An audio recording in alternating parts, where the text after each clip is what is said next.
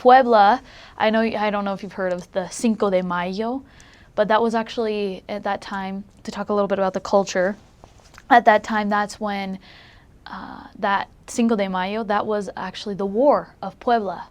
That was the Battle of Puebla. That's what it's known as because, well, that's where it was fought, was in Puebla.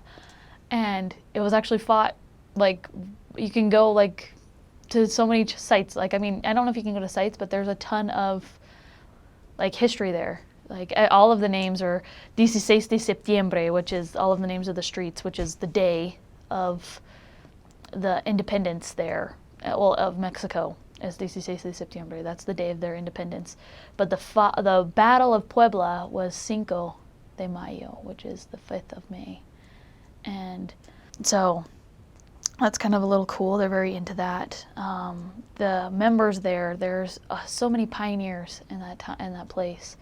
The very first members of Puebla, a tonner in Cholula.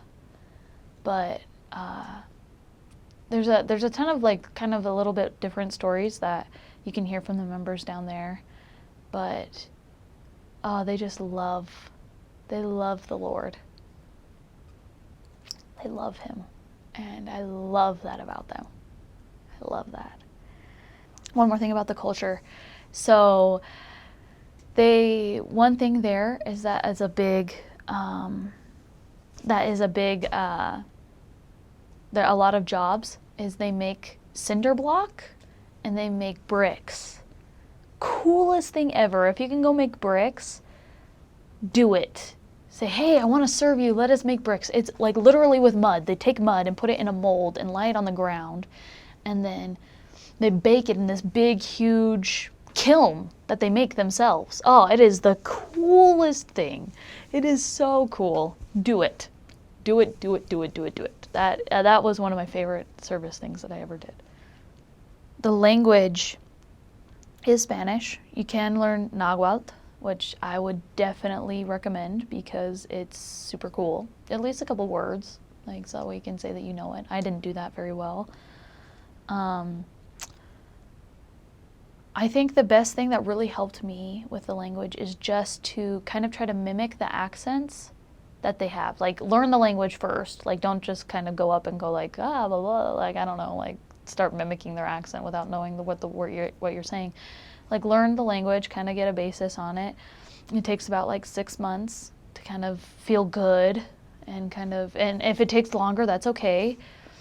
It took me about a year to be fluent, and where I felt like I didn't need help, like, on a lot of things. I was still learning. I'm still learning today, but like some words, just kind of, little basic things is just kind of learn a little bit and then work on the accent that you hear. In Puebla, they'll make fun, like northern people will make fun of your accent or whatever, like people from the north of Mexico, but they sing, like they're Ándale, and like it's so like sing-songy, like it's like a tune almost. Ándale, vamos a correr. Queremos ir a ese lugar porque amamos a ir a